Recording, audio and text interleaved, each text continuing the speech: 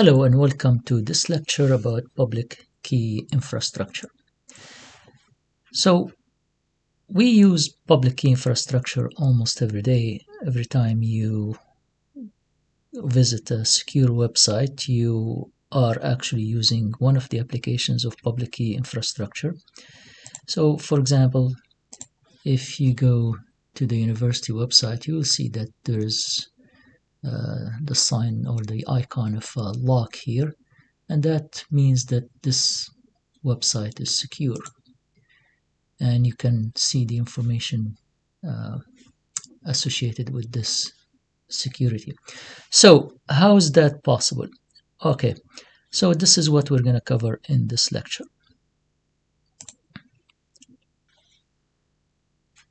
So the public key infrastructure, or the PKI, is the framework for secure communication over the internet, and it's an example of the concept of trust that we use to communicate or to allow communication between parties that are previously unknown to each other. So that provides the third-party trust, the public key infrastructure. And the infrastructure also manages the generation, maintenance, and delivery of encryption key and what's known as digital certificates.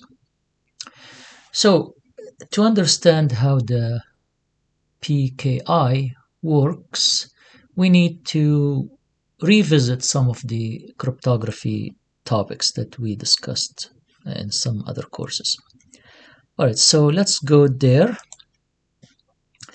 I'm going to explain just in general terms and quickly the simple concept of symmetric key cryptography and asymmetric key cryptography, and more specifically the applications of both. So with symmetric key cryptography, we have one key that if we need to communicate between two people, we need to have one key shared between them, and a person can take the information, the original information, encrypt it with an algorithm to do the encryption, send it through channel, and the receiver will take the same algorithm in reverse with the same key and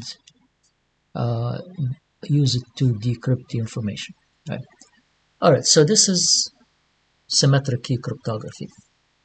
With asymmetric key cryptography, we use two keys. We'll just label one as public key cryptography, or public key, and the other one is private key. So let's say usually, because both names starts with P, so we'll use E and D instead. The idea is one key is used for encryption, the other key is used for decryption, and the algorithm is the same. So we'll take the same information, encrypt it with the algorithm, with the encryption key, send the data, receive it on the other side, and use the other key to decrypt the information, and the algorithm is the same in both cases. All right. Okay, so how is that related to networking? All right, networking, we need to communicate between clients and servers. So in this case, instead of two people, we have the client and server. But let me, before I get to that point, let me just give example again with people. So I have a class that includes 50 people. So let's say I am trying to send an email to a group of people, and I want that email to be encrypted.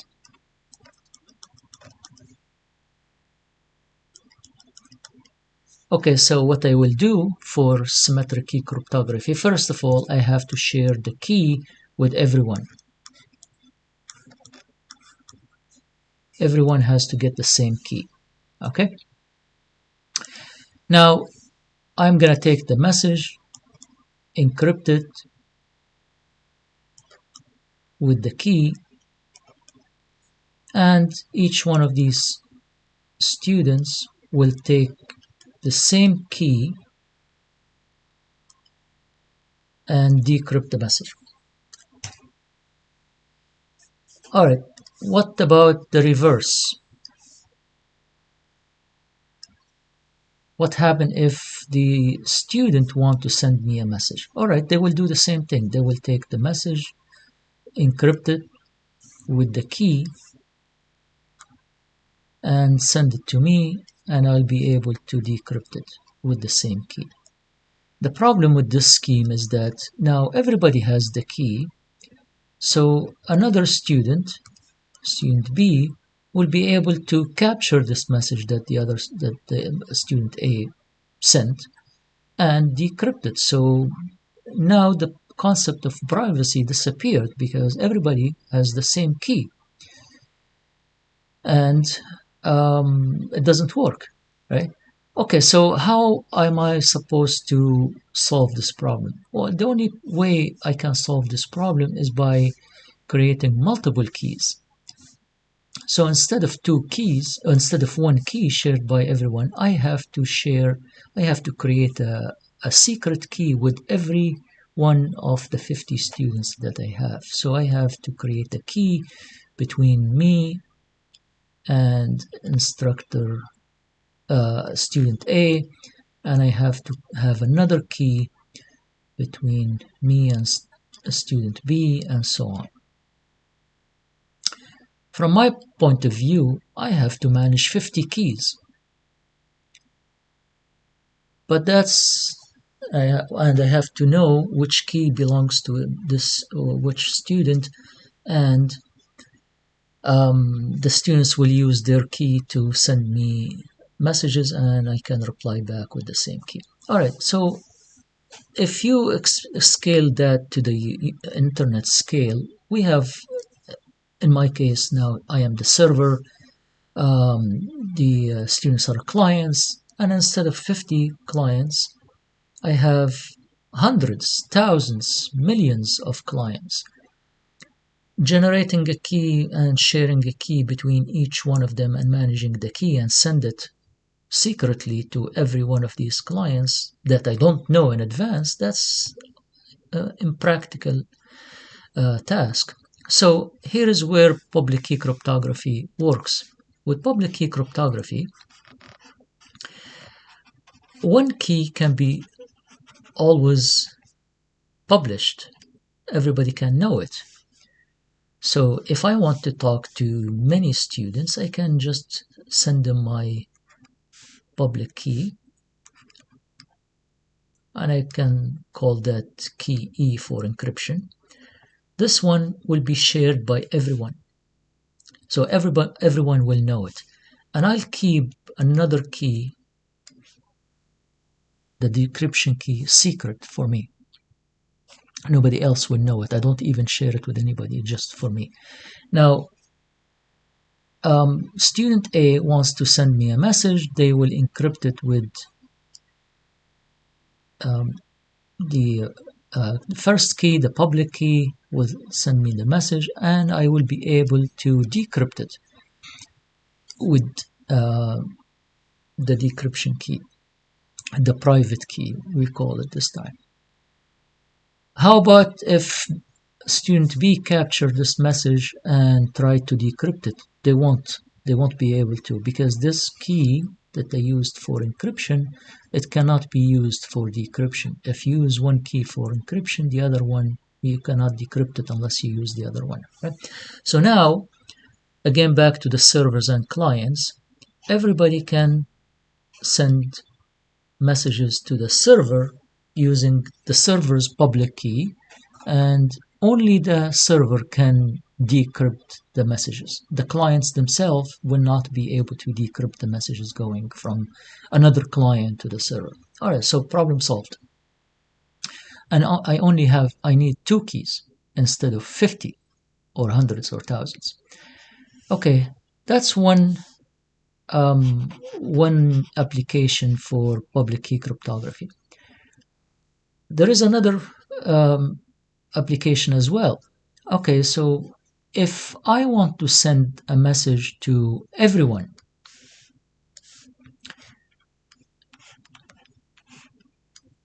but in this time, I don't want really to encrypt the message. I just want to make sure that the message is not changed. So I want to send the students an email saying we have an extra class on Friday. And I want them all to show up, but I don't want anybody to mess with the message and change it to Saturday, right, instead of Friday. So what I would do, I'll take the message. The message itself can be sent plain text. I don't care about secrecy here. All I want to do is to not able to. I won't let anybody to change it, right? So I can take the message and hash it. So hashing means that take any size message and generate a hash, which is a fixed length, shorter message. So I'll generate a hash from this message here, right? And then I will encrypt this hash by my private key. So now I will generate encrypted hash. I'll call this the signature or the digital signature, right? And now I'm going to send both the message and the digital signature to the students, right? The students will take this message, will read it. Fine, they will understand the content, it's plain text. But how do they know that this message has not been changed and also this message came from me and not anybody else? All right, that's simple. They will take the message itself. They have access to the same hashing algorithm that I used, also public information, so they will generate their own hash, right? They will take the digital signature, which is encrypted, they will decrypt it with their public key that they use. So this was encrypted, and I will just do decryption here. So this will return the original hash. If they compare the two and see that is, or if it's the same, this is actually the hash, not the encrypted hash. So let's delete these lines. So if they compare the two and see that the hash is the same, they will learn two things. First, that the message has not been changed, because if the message changed, then the hash that they generate here is not going to be the same as the hash that I sent. That's one lesson. The other lesson is that the message came from me and not from anybody else. How is that possible? Because these two keys are pairs, and no other key will be able to decrypt the message that was sent by or encrypted by this key, by the KD here. So because they are in pair and I am the only one who knows the private key, so it must have come from me. Otherwise they wouldn't be able to decrypt the message. So that's, as I mentioned, is the principle of digital signature. Public key cryptography is responsible for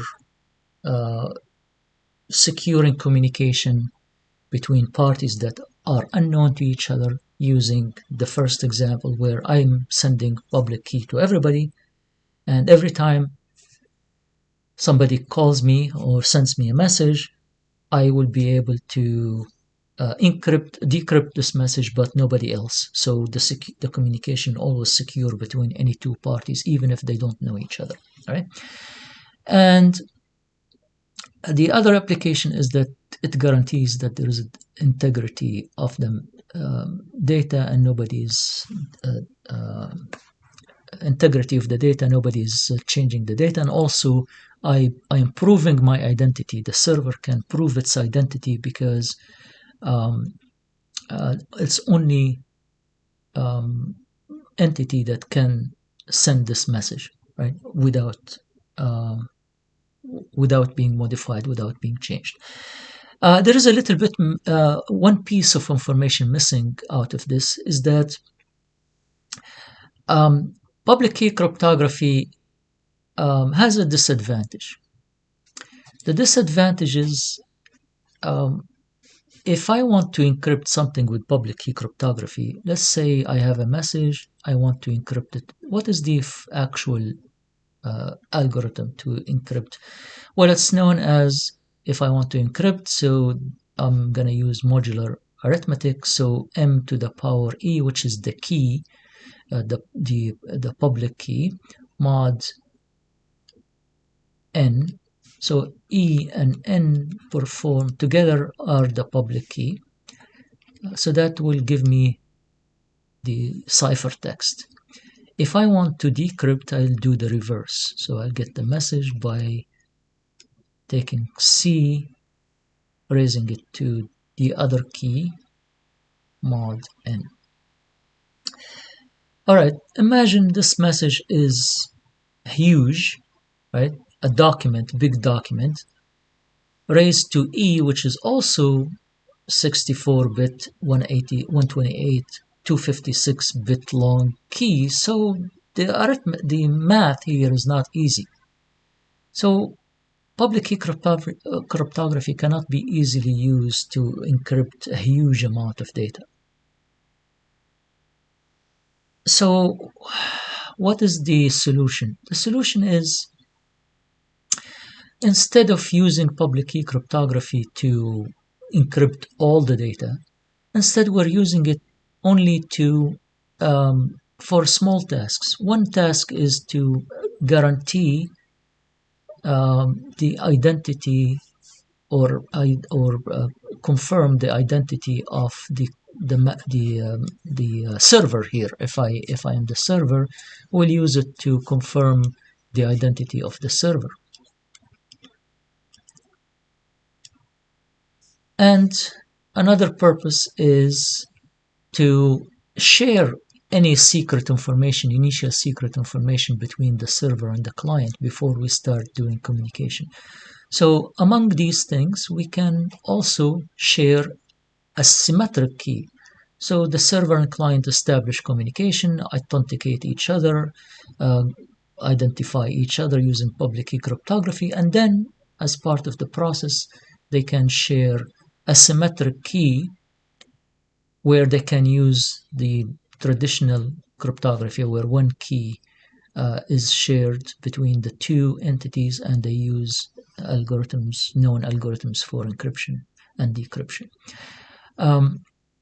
The key after that can be randomly generated, can be used only once and tossed away after that. So there is no need for the two entities to keep that key. Right. So that's the basic ideas, basic principles behind public key cryptography. So let's go into the details.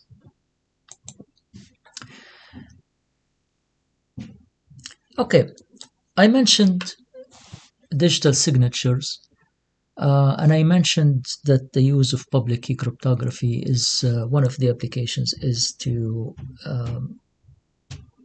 identify the servers and clients and make sure that they are authentic, right?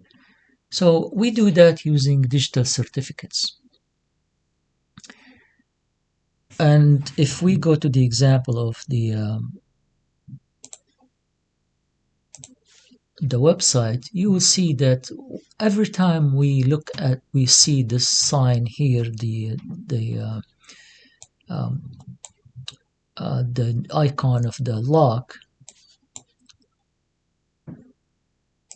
this means that there has been an exchange of digital certificate between the server and our web browser, which is in this case the client. And the digital certificate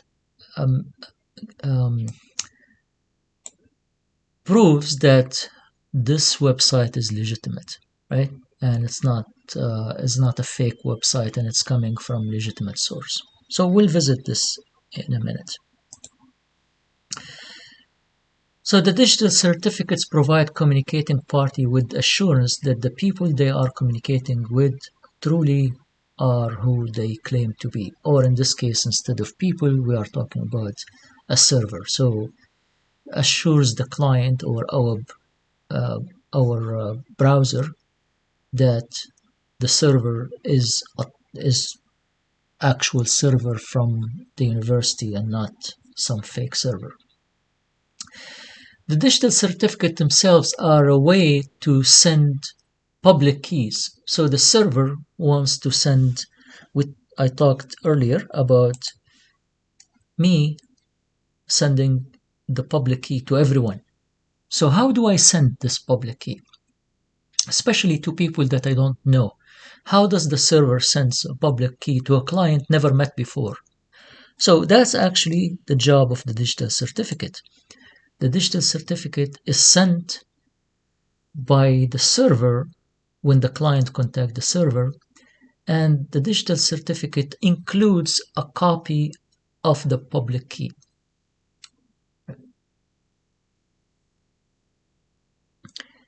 The copy of the word here endorsed copies of the individual public key. So who's endorsing this? Who's vouching and saying this is really the website of the university and this is truly their public key? So that's the third party. Somebody else has to guarantee that, has to say or endorse these copies. So we'll talk about this, right? The digital certificates have a ad hoc standard called X.509. So the certificate itself, of course, is a digital file that has these fields: the version number of the certificate, the serial number of the certificate itself to keep track of the certificates, the algorithm that we use to do the hashing and signing the certificate. As I mentioned before, we hash a document and encrypt it, so we generate the signature. So the hashing algorithm has to be mentioned here, so we can the client can take this hash algorithm, apply it. The issuer name, so that's what we will call the certificate authority. Validity period, that's the expiration date, and this is the actual owner of the or the identity. So in our case, it's if the website is coming from the university, then the university name will be mentioned here. Public subject public key information and the public key value. This is the actual public key sent here. The issuer, so who issued this certificate? So the issuer ID, and the subject. So I think I mentioned the issuer name. The issuer name here, and the subject name here, subject unique ID, and then the actual digital signature of the certificate authority. So how does that work?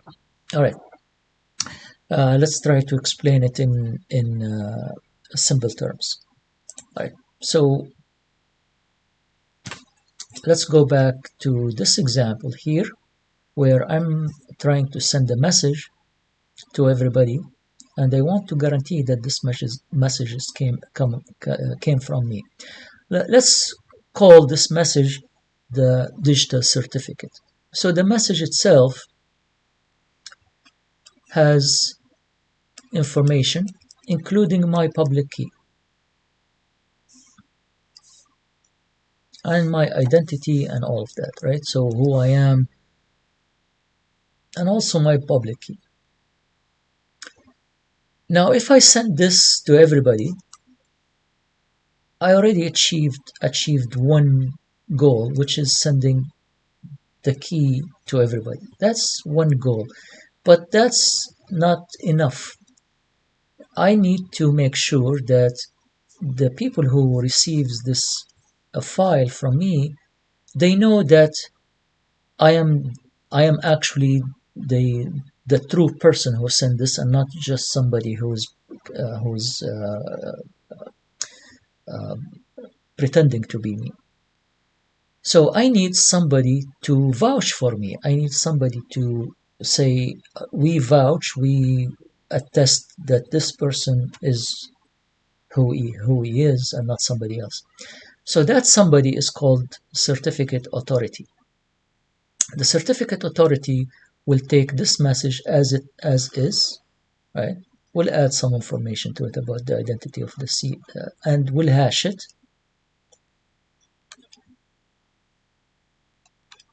And they will use their private key to encrypt it.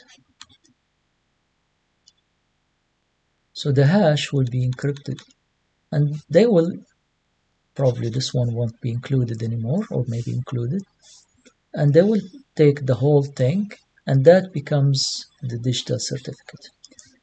So the receiver will say,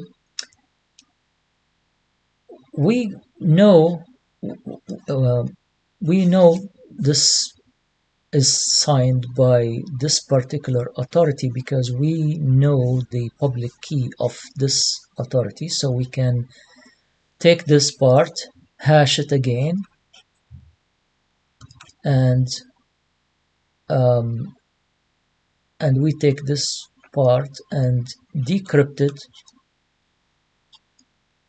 with the public key of the public key of the certificate authority. So we should get the same hash. If we get the same hash, then we can trust that this person who sent us this certificate is true, and we can use the information inside, which is the public key. Public key itself is the plain text, right? Nothing is encrypted in this. So you can see that now we have kind of recursive um, process. All right, so how do I get the public key of the certificate authority, right? Who sent me the public key of certificate authority? So this must be somehow given to me in advance by some means.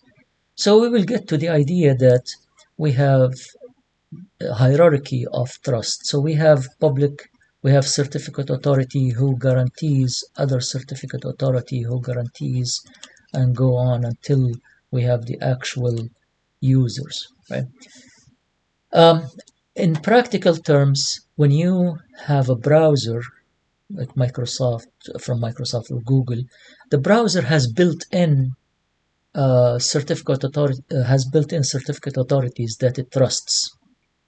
So when the university that certificate authority issues the university this certificate here, the digital certificate. So every time you contact the university, you get their digital certificate. You see that the certificate authority signed this. Your browser trusts that certificate because it came from a certificate authority that it trusts. Right. So let's go back to this example and see what is the information contained in the certificate authority.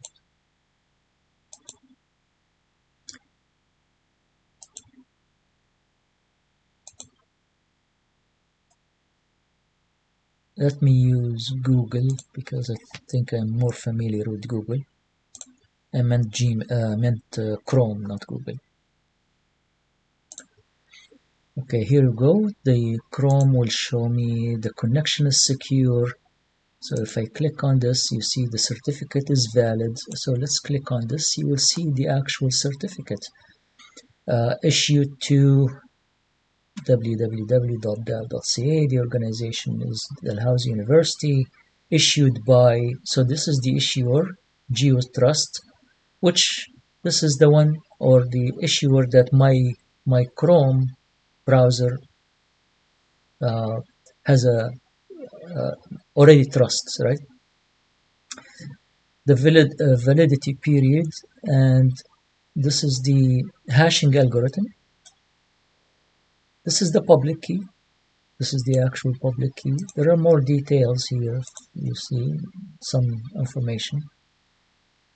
So that's the certificate. Now, this is the actual public key that will be used by an algorithm, encryption algorithm like SSL, to establish communication, uh, secure communication between the client and server. The certificate itself does not do any encryption, right? So a common mistake, or at least what I notice sometimes, is that people think that the certificate will do the encryption. No, the certificate will just publish the public key and establish trust, right? It guarantees that the server is true server, not imitation or fake.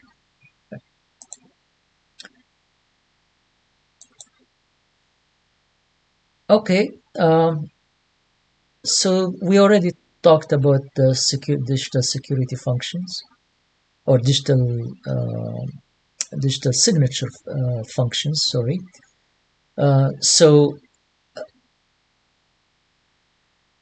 the the digital signature, which is different than the certificate, by the way. So the digital signature is the way we confirm or we sign this certificate, right?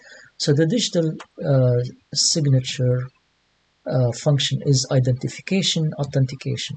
So it identifies a person, the example that I showed you earlier. If I sent you an email with a digital signature, and by the way, the digital signature is not what you type, it's not what you write here. So that's not a digital signature. The digital signature is the hash function. So the digital signature here um, identifies me and guarantees that I am the one who sent it. Okay, and it can be used to support confidentiality, integrity, and non-repudiation, which is the uh, objectives of security. Um, this is actually not the digital signature itself. This is for the digital certificate. So the digital certificate includes the public key, right? Um, so the digital certificates helps with these three. Digital certificates can be used to have access control as well, as a means to do access control instead of username and password.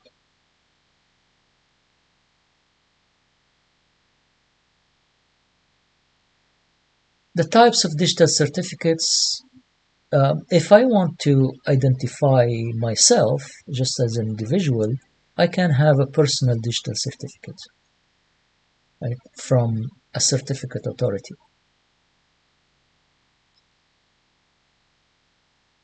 That would be used maybe to say that this is my name, this is my email address, this is my website, and it will be used for personal reasons. The same kind of digital certificate can be used by an organization to identify the organization. Now, to identify an organization, you probably need to support, or you provide more support. You need to provide some corporate files, like are you registered in the registry of companies in the jurisdiction that you belong to, right? So you probably need to provide more information to prove that you are an organization, legitimate organization. You can have digital certificate that uh, proves the ownership of certain domain name or a certain URL. So if I have a domain name registered for me, I can have, and there is a server that maybe serves a website from that domain, I can have a digital certificate that proves the identity of that domain name. Also, sometimes developers, if you want to submit your program to any um, app marketplace, you probably need to sign the application with your certificate as well to guarantee that you are the owner of this program and the program is not being modified or changed. All right, so these are the types of digital certificates. I talked about certificate authorities. These are the organizations that issue these certificates. And to issue one, it's like ID card or license of some sort. You have to provide some proof of your identity, right? So if you are issuing an individual or trying to issue an individual uh, digital certificate, you probably need to have a picture or ID with your name and picture in it, so that they can match or that they can prove your identity, right? Um, any organization can be a certificate authority. I'll give you an example. Let's say I have 5, 6 servers in my company, right?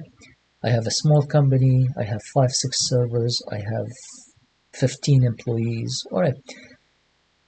I just want to ensure that within my organization, within my company, people can trust the resources that they are using.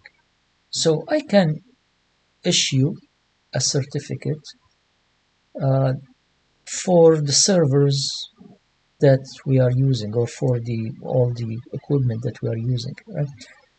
Um, that certificate will be trusted by only the employees of the company because she is issued locally. Any external entity, anybody outside, will say, well, I don't really know you, so why am I trusting you?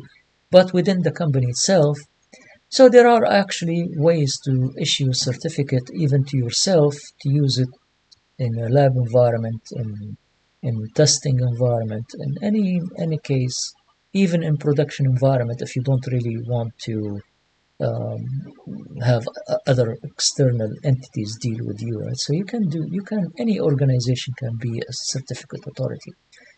The only thing is trust, or the only important thing about the certificate authority is trust.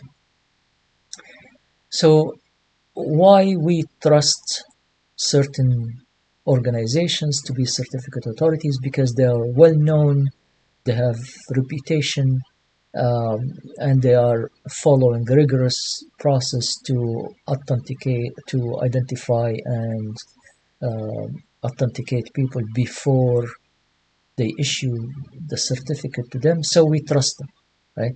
So not anybody can be a certificate authority in can be a certificate authority if they want to do it by themselves, fine. But if they want to be trustworthy, well, then they have to build that trust. And that's what happens here when we have the hierarchy of trust relationship, right? And as I said before, the browsers are pre-configured to trust certain major certificate authorities. Okay, so how's the hierarchy thing works? Let's see. Uh, Before I come to this one, let's talk about registration authorities first. Right. So registration authorities is an organization. It could be the same organization as the certificate authority, but the RAs usually are uh, concerned with identifying the user and verifying the user identities. So let's say you want to have a certificate but you're not going to be able to talk to one of those big guys immediately. So maybe you go to a branch, local branch, and go in person, submit your papers. So the registration authorities will take your papers and look at them, and then they will talk to the certificate authority on your behalf and say, we looked at this person's IDs, we looked at this person's paperwork, and everything is okay. Now you can go ahead and issue them a certificate authority because we validated their identities, right? So sometimes it's the same organization that does both, like big organization have branches everywhere, but they all go and the issue of the certificate comes from the headquarters, while the branches will work as a certificate, as a registration authority. Sometimes just we want to separate the duties, so same organizations, but two different duties, so not everybody has the same authority. So that makes it less hard for people to do to circumvent policies or issue authorities without following the right process, right? So separation of duties. So as I said, it's all about trust. So if you want to be a certificate authority, what do? Right? If you start tomorrow, nobody's going to trust you because you just started and nobody knows you. So what do, you get another certificate authority higher than you to issue you a certificate. They check you, they find that you are legitimate, they find that you are following all the rules, all the practices. So they say, well, we are issuing a certificate authority, digital certificate for this certificate authority. So this where we establish a hierarchy of trust. So here the hierarchy says there is always a root certificate authority, then intermediate, then leaf. You can give them different names. Here the root CA is the most trusted entity and provides all the information. The root certificate authority issues certificates to subordinate certificate authorities, and the subordinate, of course, they will trust everything that comes from the root, right? And then you can go down. The subordinates can be multiple levels, as this line says. So you can have multiple levels. At the end, we have the actual users, which are either persons or servers, or sometimes applications. So anything that you need to have a certificate, digital certificate for.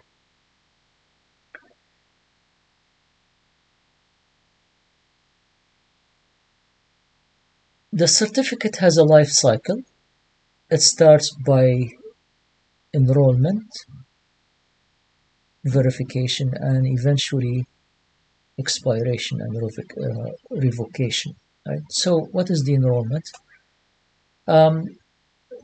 This is the process of proving the individual or the organization identity. So the organization wants to get a digital certificate for all of their servers, browsers, web servers, etc. So they go to this certificate authority and say, we want a digital certificate. So the certificate authorities say, okay, prove that you actually a university. So, okay, here's the paperwork that proves we are the university. All right. Whatever the requirement is, if you are a person, you probably want to show your ID. If you are a company, you want to show your company registration. So you will do all of that. So to their satisfaction, once probably want to appear physically, but some certificate authorities can be purchased online as well. So it depends on the level. So if I want a certificate that says I am Mon, all right. So I don't really need to go anywhere. I just say, well, give me a certificate that says it. Like there is a limit, and one of the documents that is supporting this presentation, you can find that there are actually different levels of certificate authorities and different level of digital certificates, I mean. So, but let's say uh, the identity is verified, so the organization will give you its public key, which um, the organization who is asking for the certificate will give its public key. So if the university wants to have a digital certificate, the university will give the certificate authority the public key. The public key, um, the certificate authority will sign the certificate using the certificate private key, right? And that will be the signed digital certificate.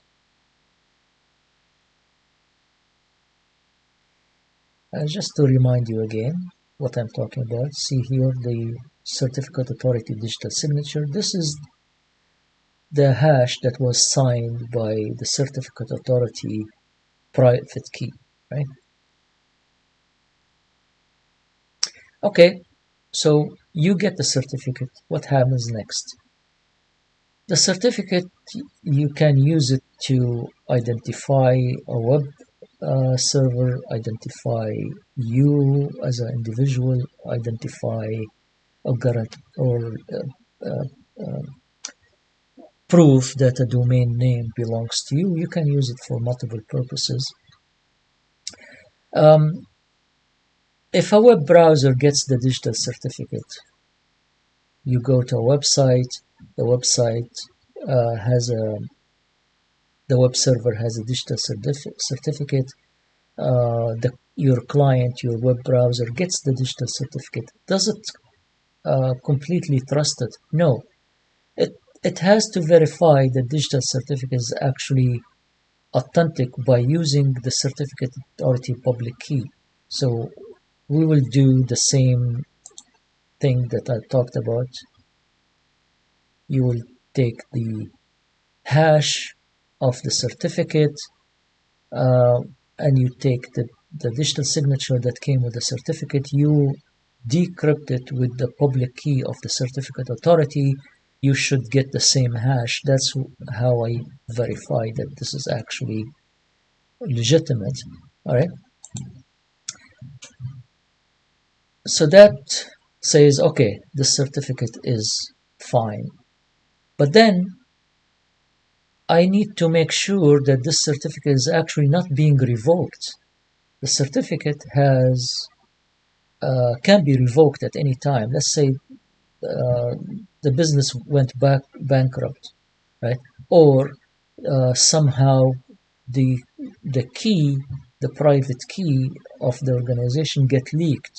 So now there is a security risk. Anybody can decrypt the information. So there are many reasons that the certificate may be revoked at some point.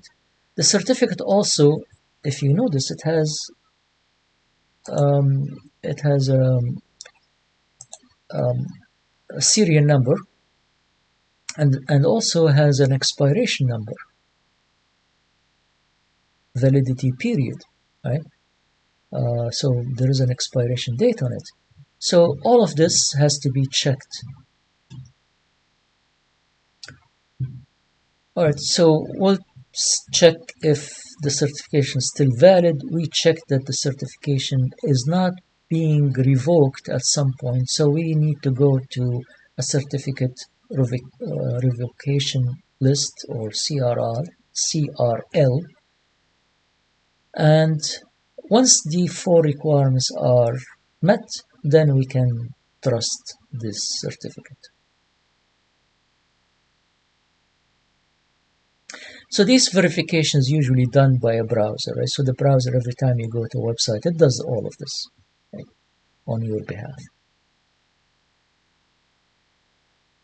The revocation happens, as I said, for many reasons. The certificate was compromised, so the private key leaked. So now the attacker will have the public key that comes with the certificate as a plain text that anybody can see it, but also they have private key. So now any encryption can be compromised. Sometimes this certificate was issued by error. Like, okay, somebody faked their identity, the person or the organization got a certificate and turned out that they are not legitimate. So the certificate authority can uh, revoke, right? Revoke the certificate by listing its serial number to the CRL. Let's say some information changed. A certificate issued to you with an email address, and then the email address changed. So probably you need to have another certificate, and the previous one is no longer valid, right? A certificate issued to an employee as a way to identify themselves, but the employee leaves the company. So now their certificate that they used to log in is no longer valid, so it needs to be revoked. All of these are reasons to revoke before the expiration date. Regardless, any certificate will expire at some point.